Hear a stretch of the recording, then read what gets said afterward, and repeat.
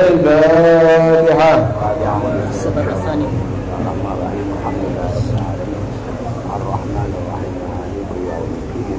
إياك نعبد وإياك Kita mau baca.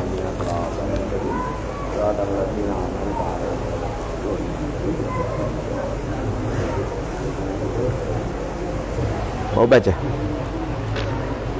Baca sampai sini ya. Sampai sini. Sebentar. Mau baca? Ya. Bismillah. Barak.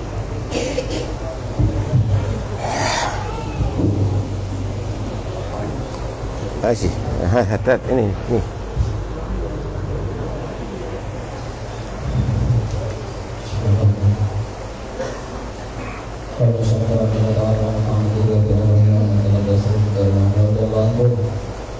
السبب الثاني أن ينظر بعين الاعتبار في ملكوت السماوات والأرض وما بث الله فيهما من عجائب المصنوعات وبدائع المكونات وإلى إفادته يقوم الإشارة بقوله تعالى سنريهم آياتنا في الآفاق وفي أنفسهم حتى يتبين لهم أنه الحق.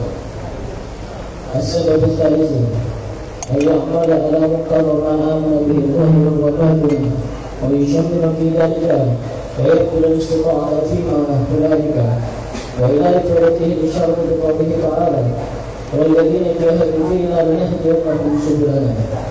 ومن ثمرات اليقين السكون إلى وعد الله والثقة بضمان الله والإقبال بكل الهمة على الله وترك ما من شأنه أن يشغل عن الله تعالى والرجوع في كل حال إلى الله واستدراج الطاقة في ابتغاء مرضات الله.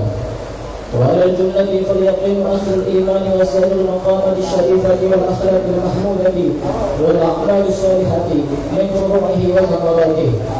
والأخلاق والأعمال التابعة لليقين قوة وضعفا وصحة وسقما. قال لقمان رضي الله عنه لا يستطاع العمل إلا باليقين ولا يعمل العبد إلا بقدر يقينه ولا يبصر عامل حتى ينقص يقينه. ولهذا قال رسول الله صلى الله عليه وسلم اليقين الإيمان كله وأهل الإيمان في اليقين على 3 درجات. بركة. التعليم والتعلم والإفادة والاستفادة والانتفاع إلى الأرواح والجنة والجنة والمسلمين خصوصا بالإشارة والعبادة والبلاد والحداد ثم كافة الأولياء وصلنا كان حالة أرواح ولما شكل الأولياء خصوصا أولياء رسول البدر وطرش الله وبركاته وأسرار المبارك إلى حضرة النبي الفاتحة. بسم الله.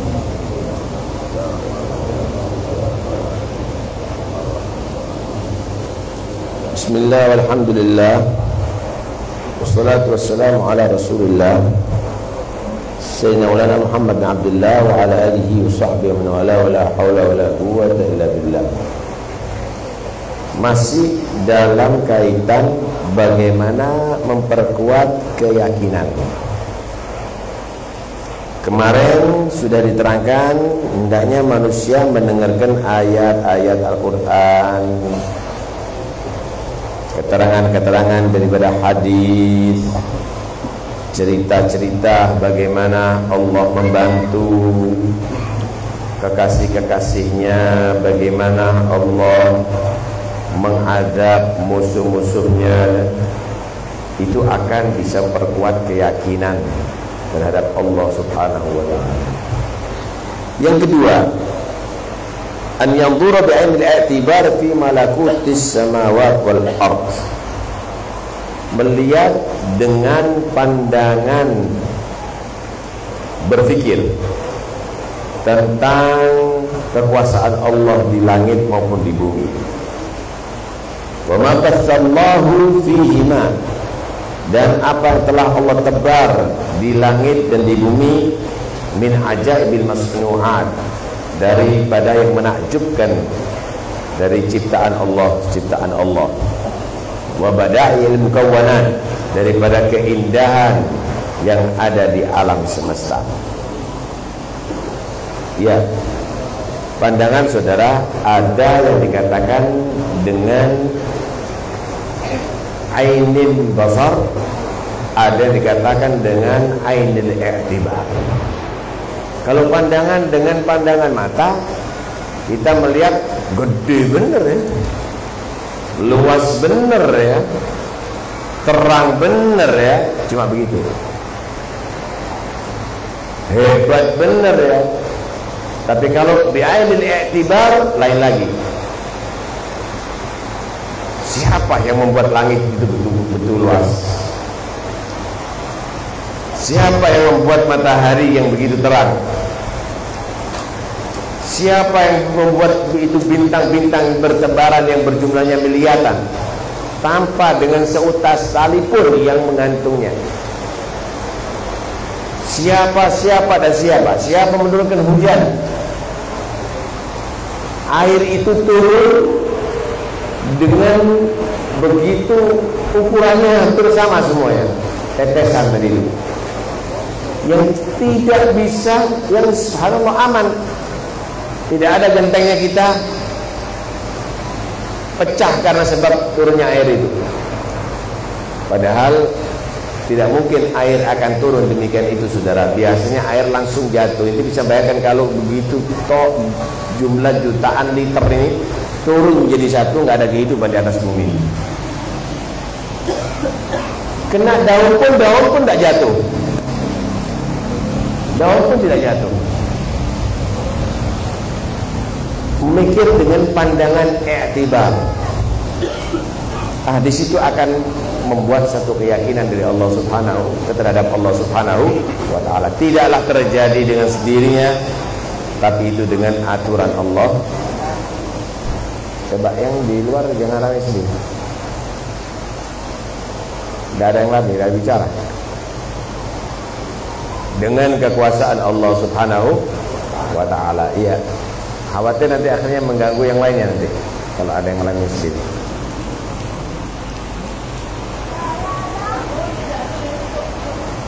Ini semuanya adalah diisyaratkan dalam firman Allah Subhanahu wa taala, "Sanurihim ayatina fil afaq." Aku tampakkan tanda-tanda kebesaranku di penjuru alam. Wa fi anfusihim, dan juga pada diri mereka manusia. Afala tubsirun? Tidakkah mereka itu mengetahui itu, memandang dengan pandangan i'tibar? Saudara, mengenal kepada Allah ada dua cara. Pertama yaitu mengenal lewat wasithah, lewat perantara, yaitu mengenal makhluknya, akhirnya mengetahui kehebatan daripada Khaliqnya, pencipta. Sama dengan orang ahli sihir. Dia mendengarkan sihirnya, baru wah, ini penyair hebat ini, mengagumi dengan penyair. Nah, kenapa? Tidak mungkin terjadi sihir kecuali karena seorang penyair. Sama dengan keilmuan. Wah, hebat ini setelah mendengarkan keterangannya.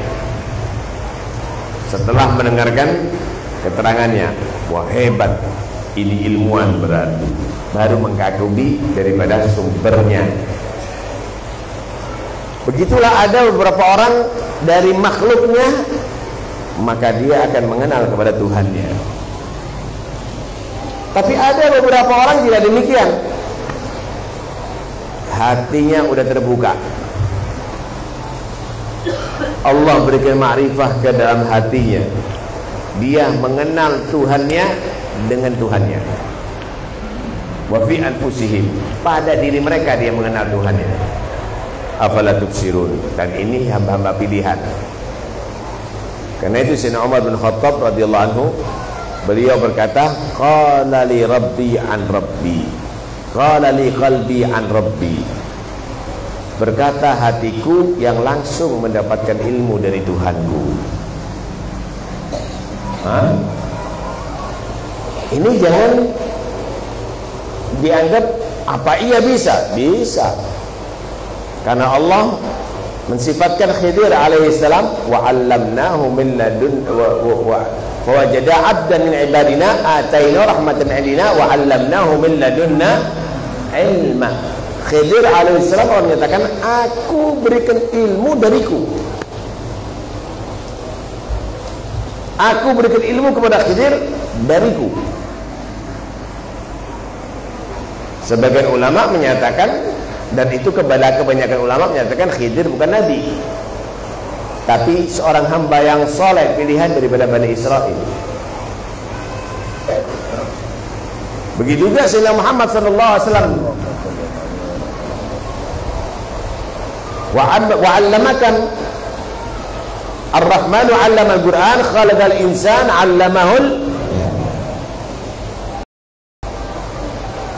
Allah memberikan ilmu secara langsung kepada Sayyidina Muhammad sallallahu alaihi wasallam. Tidak pernah belajar kepada siapapun. Hidup yatim, dipiara oleh kakeknya, tidak lama kemudian oleh pamannya Abu Thalib, miskin, yang harus dia bekerja untuk membantu pamannya membiayai dia. Hidup di padang pasir, tidak bisa baca, tidak bisa menulis,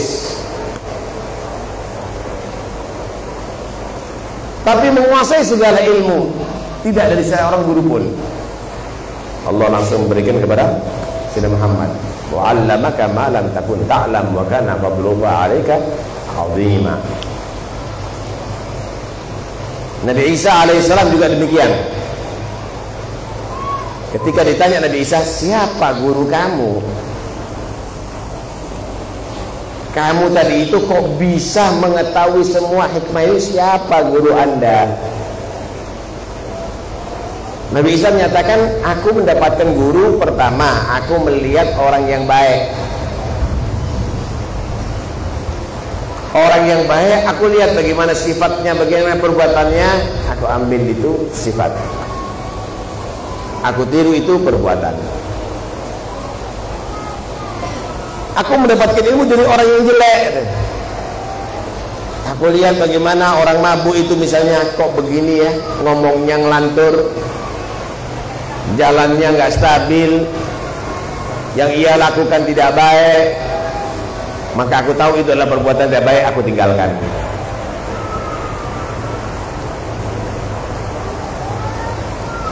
Cara Allah memberikan ilmu itu macam-macam. Ada yang langsung, ada yang dari justru makhluk yang lebih rendah daripada kita. Makhluk yang lebih rendah daripada kita. Lihat bagaimana Nabi Sulaiman alaihissalam. Dari seekor semut. Apa kemuliaan daripada semut ini, saudara? Semut seperti kita lihat itu. Tapi diceritakan dalam Al-Quran, ya ayyuhan namlu udkhulu masakinakum la yahtimannakum Sulaiman wa junuduh. Semut-semut, kata Raja Semut ini, cepat masuk ke tempat kamu semuanya. Ini Sulaiman nggak mungkin akan peduli dengan kamu. Senyum Nabi Sulaiman, dapat ilmu. Kenapa? Bagaimana seekor semut yang perhatikan daripada rakyatnya untuk keselamatan mereka, melindungi mereka.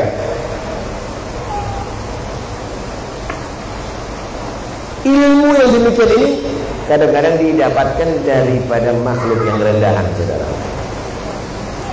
Tapi itu tidak akan bisa didapatkan daripada orang biasa.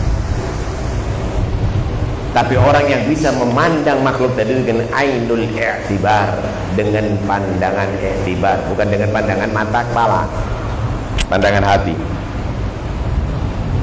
Nah, dengan pandangan hati. Enggak semua orang mampu. Nah, karena itu jangan dibiasakan kita kalau memandang tanpa kita berpikir hikmah di dalam apa yang kita pandang. Kalau kita tidak berpikir hikmah dan kita pandang, berarti kita bukan menjadi orang beruntung. Kenapa? Karena hikmah itu tidak diberikan kepada semua orang. Tapi kalau ilmu bisa diberikan kepada semua orang, hatta orang kafir, hatta musuh Allah. Tapi hikmah, yu'til hikmata man yasha wa man yu'tal hikmata faqad utiya khairan katsira. Allah memberikan hikmah kepada hamba pilihannya. Siapa orang yang diberi hikmah oleh Allah, maka telah diberi kebaikan yang berlimpah. Enggak semua orang bisa menjadi ahli hikmah. Kalau ahli ilmu bisa semuanya, hatta fasik, hatta munafik, hatta kafir. Tapi kalau al-hikmah tidak, pilihan Allah Subhanahu wa ta'ala.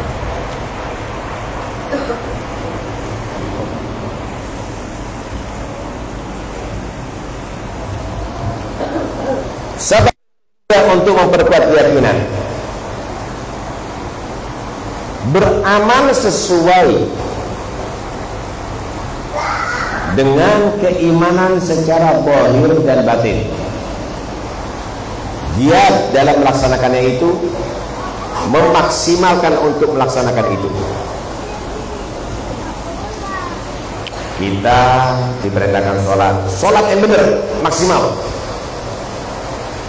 Kita diperintahkan puasa yang benar, maksimal. Sunnahnya laksanakan, adabnya laksanakan.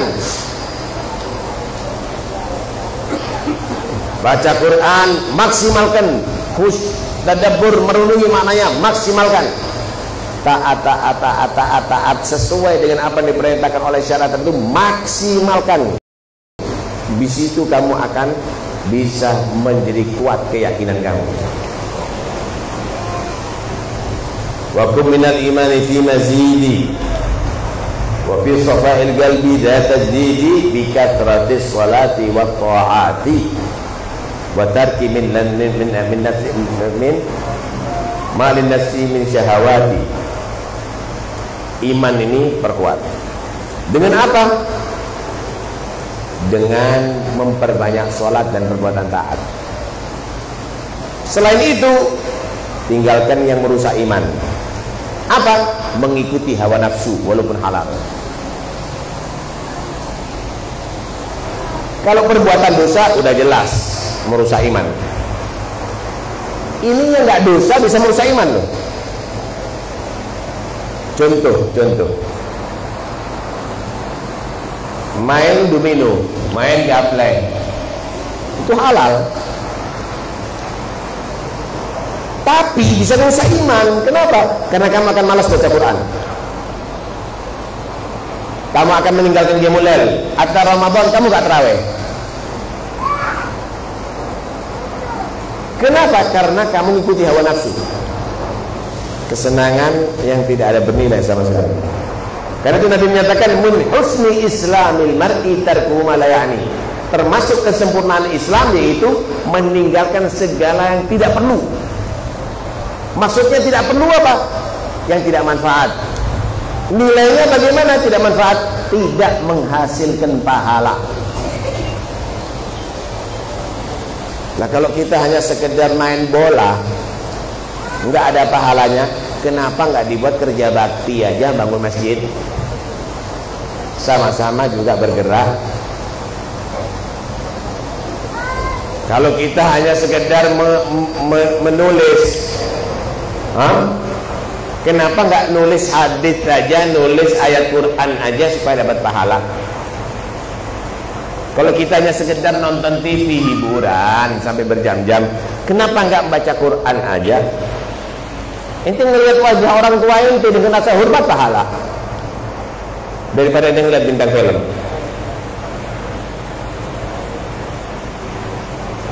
Karena itu untuk memperkuat iman, jangan menulis satu huruf pun kecuali yang menghasilkan pahala. Jangan melangkah satu langkah pun ke kaki kamu kecuali yang mendapatkan pahala. Jangan berkata satu kalimat pun kecuali yang mendapatkan pahala. Pahala. Di sinilah Allah mengingatkan, ya ayyuhalladzina amanu ittaqullah wal tanzur nafsun ma qaddamat lighad. Orang-orang beriman, takwalah kepada Allah. Hendaknya manusia itu harus perhatian apa yang ia lakukan untuk masa depannya setelah keluar daripada dunia. Jadi kalau kita mau berbicara, kira-kira saya berbicara ini kalau saya mati manfaat enggak ya? Kalau nggak manfaat, diem. Kalau manfaat, silahkan. Saya mau melihat, kira-kira saya kalau melihat ini, kalau saya mati setelah aku wafat, baik itu di kuburan atau di mahsyar, manfaat nggak ya? Silahkan lihat. Kalau itu manfaat. Begitu juga mendengar, begitu semuanya hitung gitu. Kenapa? Karena ini semuanya penglihatan kita, pendengaran kita, pikiran kita, ucapan kita, gerak-gerik kita dipertanggungjawabkan di hadapan Allah. Kita kan sudah paham ayatnya. Wa ma khalaqtul jinna wal insa illa liya'budun. Kita diciptakan untuk beribadah kepada Allah. Yang penting tidak melakukan haram. Bukan, kalau melakukan haram itu pelanggaran namanya. Ta'tilul umur. Misalnya umurnya itu dibuat banyak tidur walaupun nggak haram. Itu juga tidak menggunakan kehidupan untuk ibadah. Walaupun itu tidur adalah tidak haram.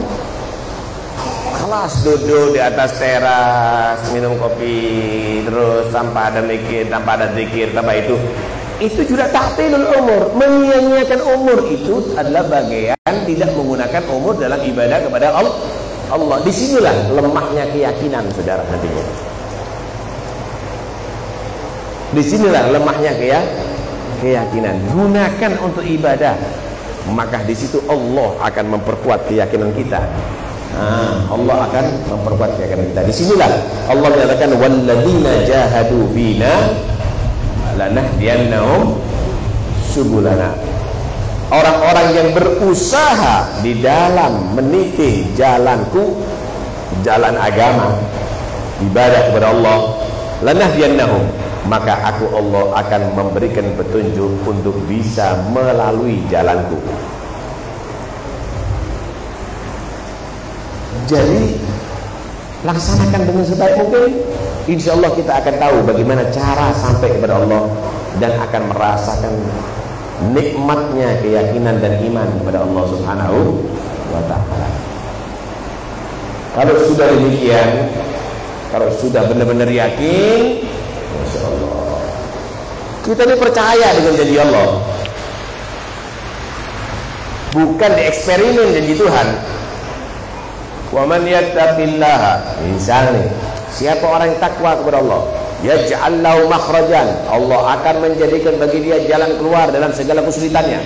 Wa yarzuqhu, dan Allah akan berikan rezeki kepada dia min haitsu la yahtasib, tanpa yang ia sangka-sangka, maksudnya dengan cara mudah. Wa man yattaqillaha, siapa orang takwa kepada Allah, yaj'al lahu, maka Allah menjadikan bagi dia min amrihi yusra, dari seluruh urusannya mudah. Tapi kita enggak, kita mau roba. Kalau Allah ngasih kerjaan anak ini lancar, anak insya Allah istiqomah. Lu inti balik, syaratnya kamu menjadi orang yang takwa, rizkinya kamu akan dimudahkan oleh Allah. Tapi kamu enggak. Kalau Allah, tokonya anak, kalau anak laris, anak kalau dapat gaji sekian, insya Allah anak istiqomah. Loh, inti yang membalik sekarang. Kamu berarti meragukan janji Tuhan. Kenapa? Karena kamu tidak memaksimalkan ibadah kepada Allah. Karena kamu memandang makhluk Allah cuma dengan pandangan mata kepala, hati. Orang kalau sudah kekuatan yakinnya besar, dia akan percaya dengan segala janji Allah. Wallahu la yukhliful mi'ad, dan Allah tidak pernah mengingkari atau luput daripada janjinya.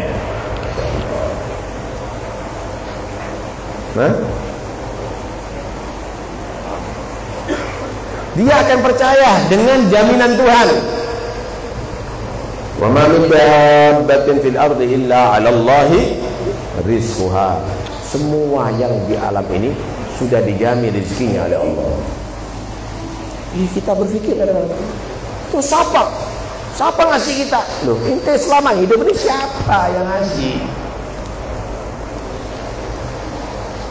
Kita mulai ada di perut ibu kita sudah rezekinya ada kita. Kita waktu lahir bayi nggak bisa ngelihat, nggak bisa bicara, masih kaki kita nggak bisa jalan. Siapa ngasih rezeki kita? Kita belum keluar gigi, dikeluarkan air susu ibu, siapa yang menyediakan itu? Kita nggak bisa kencing, kita bisa berak tapi nggak bisa cebok. Bagaimana Allah menjadikan ibu kita sayang dengan kita, nggak jijik kita. Kita kencing, kita cebok, dibersihkan sama dia. Udah pinter, udah punya titel, ragu dengan rezeki Tuhan. Kesiangan deh. Nah, mulai dari dulu ini gak mampu apa-apa, dijamin kok rezekinya sama Allah. Karena itu ibadah yang benar biar mantep, jaminan dari Allah Subhanahu wa ta'ala. Diceritakan ada seseorang datang kepada, saya kira Sufyan Ats-Tsauri kalau tidak salah, atau yang lainnya ya. Dia menyatakan, bimbing aku untuk tobat, Imam. Iya, bisa nggak aku diterima tobat ke Allah? Kenapa enggak? Bisa, tapi saya punya dosa ini terlalu besar. Seperti apapun kamu bisa diterima tobatnya oleh Allah.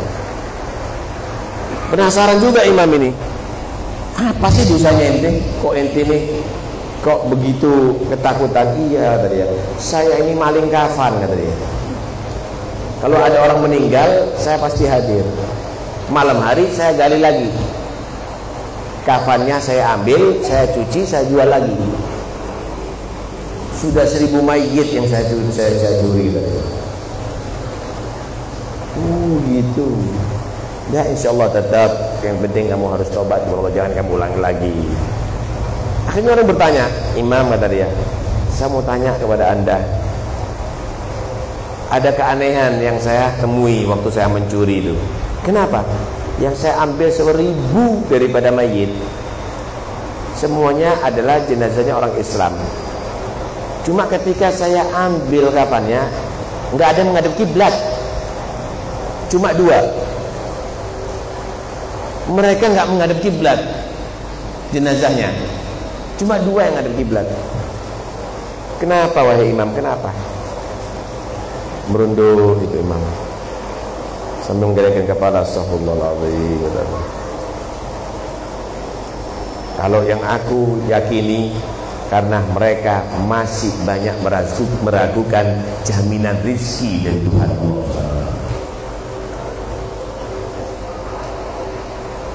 Itulah yang terjadi pada manusia. Karena itu perkuat yakin bahwa yang dijanjikan oleh Allah itu pasti akan terjadi. Jaminan itu nggak pakai sampai luput.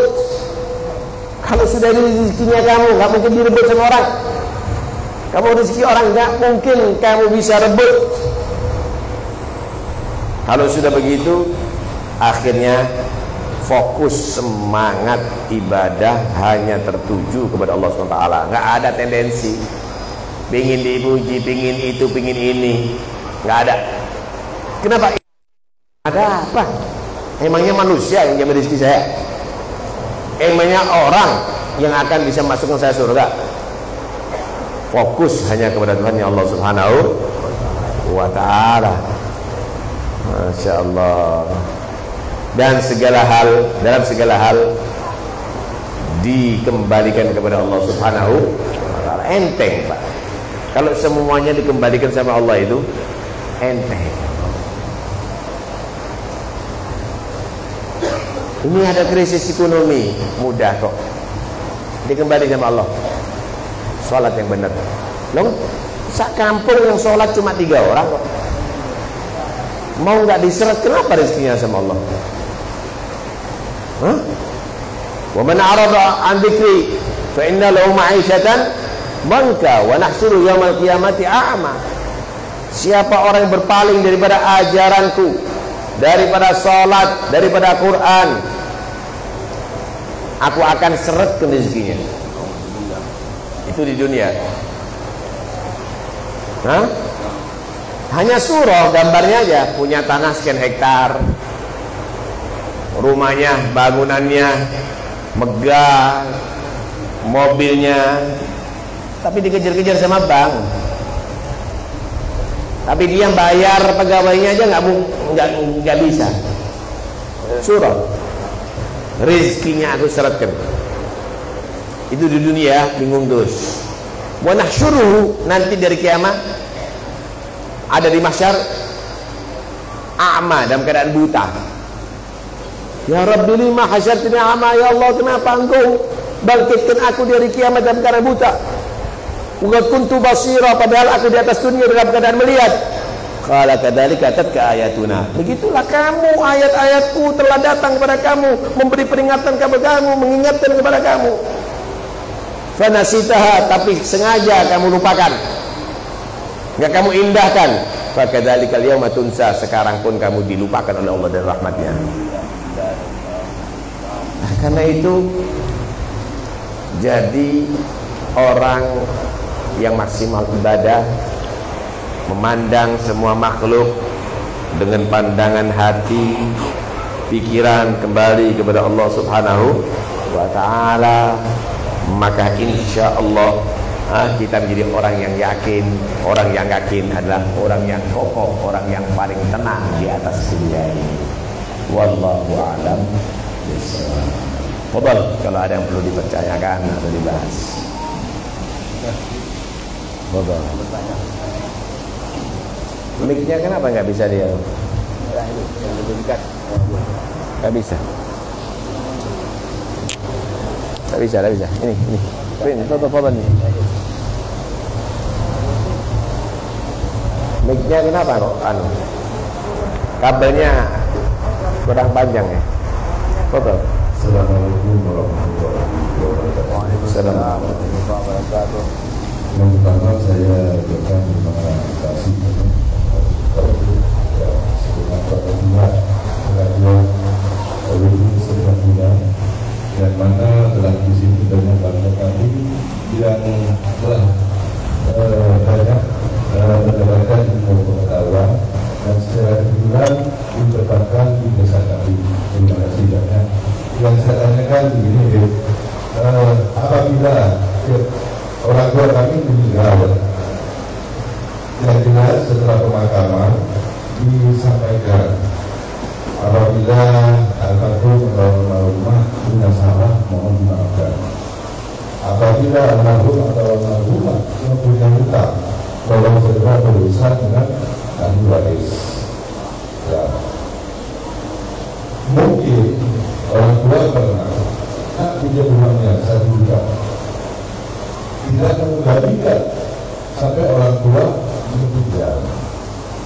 Bagaimana hubungannya, apa otomatis karena menyampaikan masalah hutang yang jelas ahli waris takut yang melihat membawa hutang, tapi kepada anak takutnya anak lupa atau orang tua lupa tidak membayarnya. Apakah ini secara otomatis atau bagaimana? Selanjutnya saya pernah berkasa sendiri. Pak Igi kapan ke Bondowoso? Ada jalan dua. Hari ini saya ikut Pak Igi. Kapan Pak Igi mau ke Bondowoso? Hari Kamis. Hari Kamis. Saya ikut Pak Igi karena saya mau ke makam orang tua saya. Ya. Hari Kamis saya aja. Sampai ke Bondowoso kesekian budi Pak Igi. Curiga saya. Apa? Kalau kesekian budi Bondowoso di desa sekian budi. Iya. Setahu saya di sekian budi ini kuburan Cina. Cina. Dia sadar. Akhirnya sampai di kuburan Cina, saya nunggu di mobil, saya nggak masuk. Di sana berdoa. Ternyata orang tuanya ini Cina. Kafir. Jadi anaknya berdoa. Nah, warga saya di sini kebanyakan Cina. Apabila ada Cina mati, saya tetap datang, cuma saya tidak mendoakan. Nah, ini antara anak dengan orang tua. Bagaimana?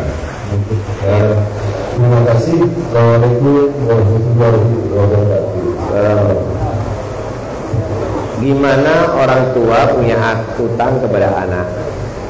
Apakah dengan meninggalnya orang tua otomatis itu halal, atau anak tadi itu harus menghalalkan atau harus dibayar gitu ya?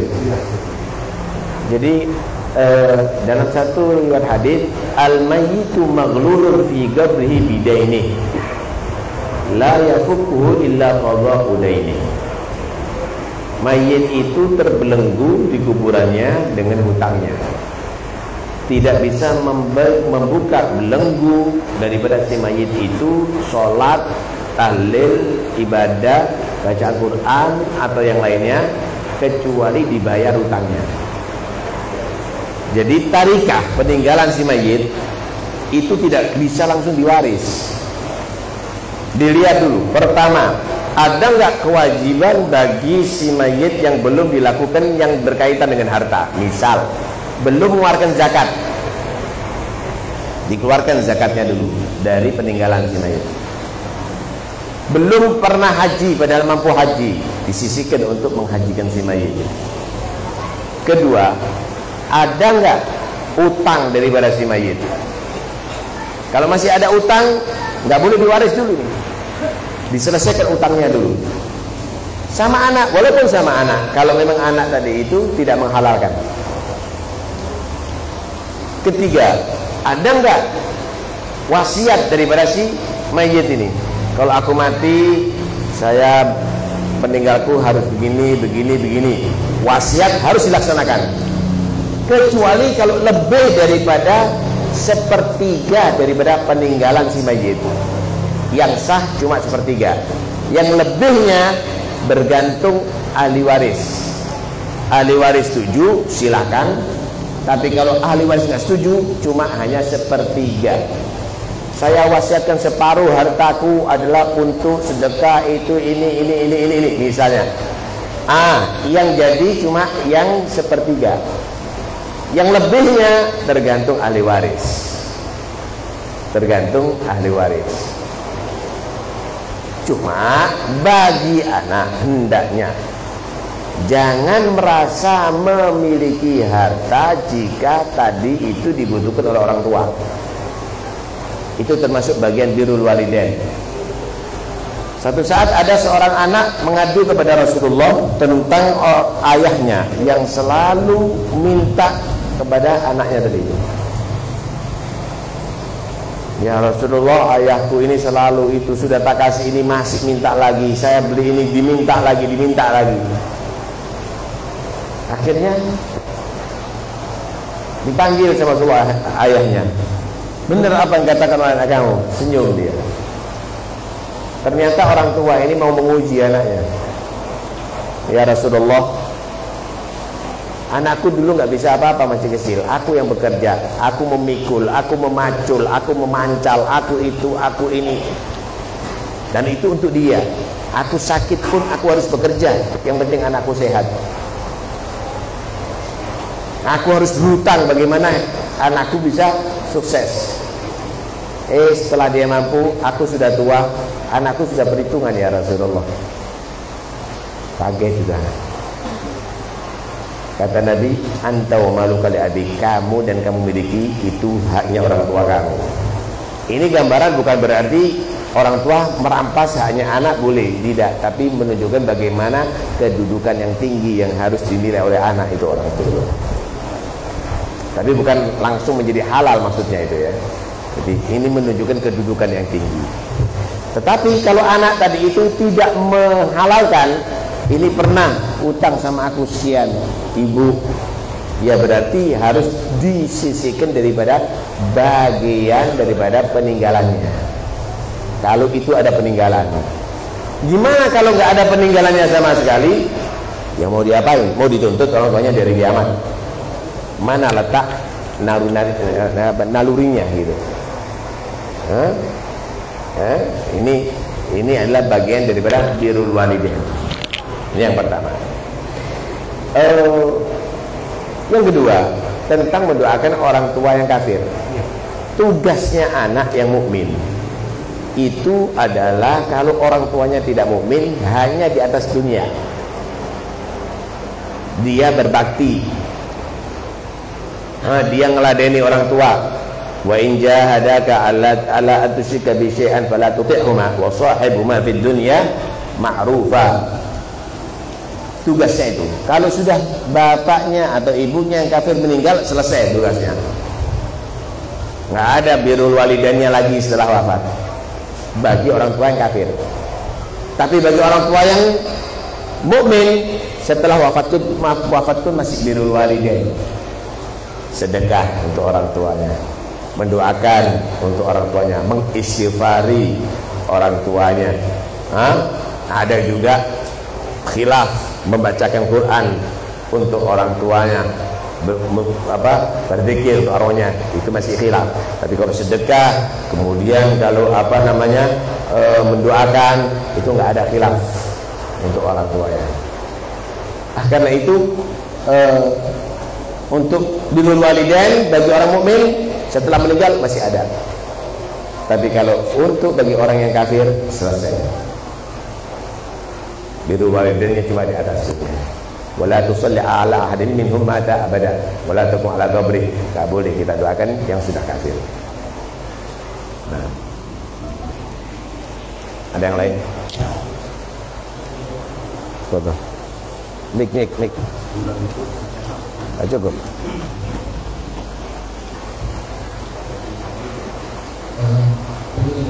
Pernah saya membaca satu keterangan bahwa Imam Ahmad bin Hanbal itu pernah mimpi ketemu Allah.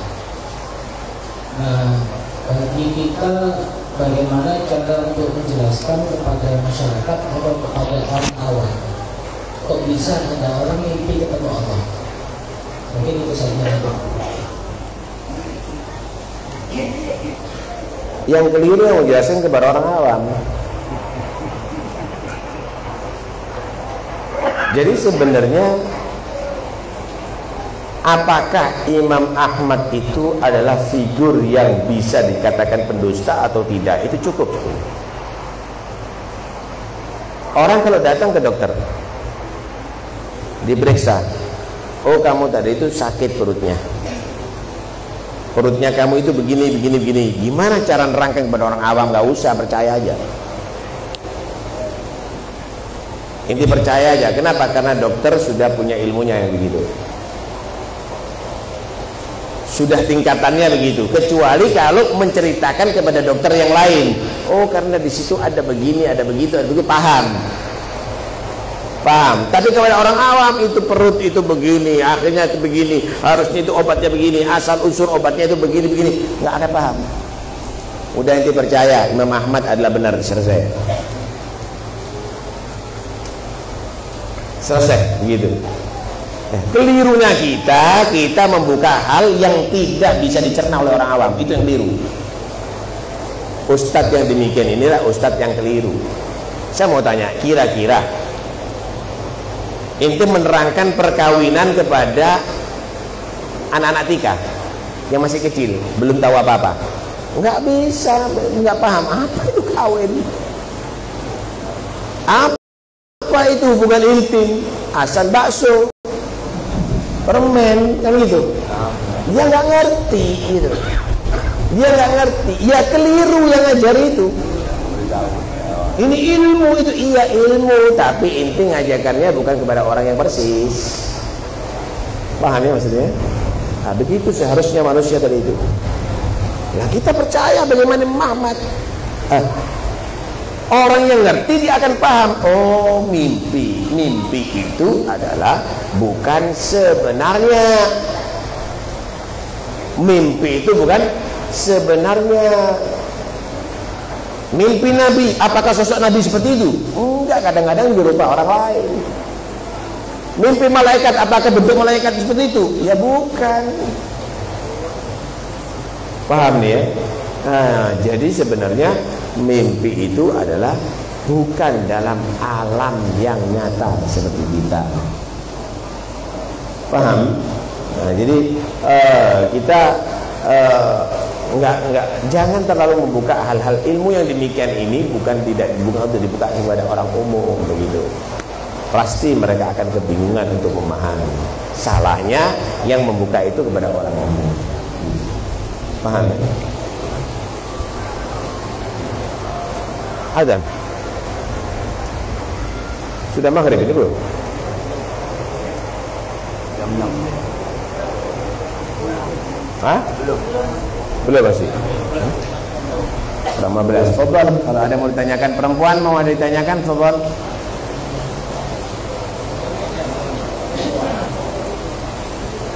Mau tanya,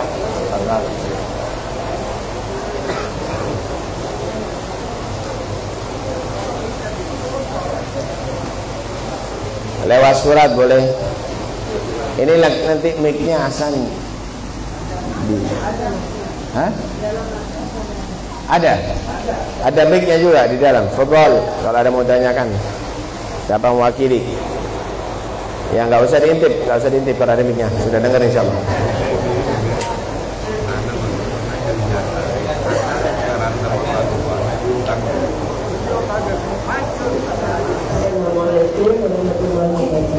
Assalamualaikum warahmatullahi wabarakatuh. Fadhol. Saya ingin menanyakan bagaimana kalau ada sebagian ada orang yang nanti punya hutang tapi tidak tahu dia punya hutang tapi disolati, itu bagaimana hukumnya Ustaz? Mohon penjelasannya. Ya tetap wajib disolati waktu kifayah, punya hutang atau tidak punya hutang. Cuma di zamannya Nabi, saat itu Nabi SAW kalau mau nyolati, karena orang kalau disolati sama Nabi diampuni dosanya oleh Allah. Nabi tidak ingin haknya orang tadi itu yang tidak dibayar, akhirnya orang itu diampuni. Karena itu aku bertanggung jawab. Karena itu Nabi langsung tanya, punya hutang enggak? Oh punya hutang. Orang lain suruh nyolati sama Rasulullah, Nabi enggak nyolati. Itu pertama. Tapi setelah itu Nabi SAW mengumumkan nyolati tetap Rasulullah. Kemudian Nabi berdiri, siapa yang meninggal yang punya hutang nagih sama aku, saya akan bayar. Kalau dia tidak punya hutang, maka hartanya dibagi ahli waris. Yang punya hutang, aku Muhammad Rasulullah menanggung, silakan datang kepada aku. Ini gambaran seorang pemimpin bagaimana kepada rakyatnya. Ya. Sallallahu alaihi wasallam. Ya. Assalamualaikum warahmatullahi wabarakatuh. Salam rahmat. Udah. Ada yang lain, Fadhal? Silakan.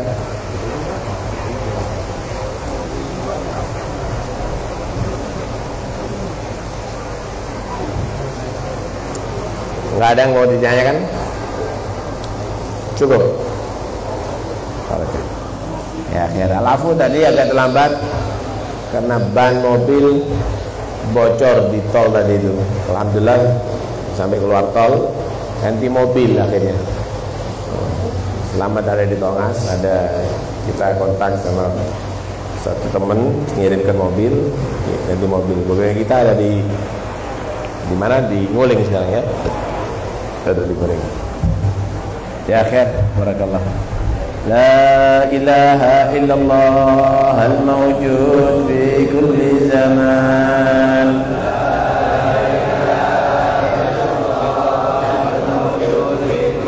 La ilaha illallah al-ma'bud fi kulli makan.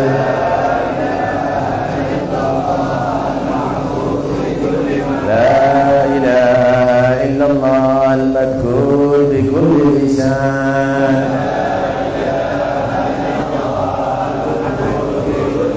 La ilaha illallah al-ma'ruf bil ihsan. La ilaha illallah kulla yawmin huwa fi shan.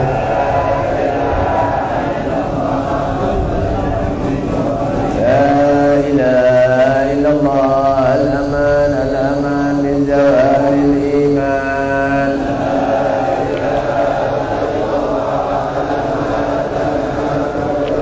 ومن فتنة الشيطان يا وليم الإحسان. أهلك علينا من إحسان.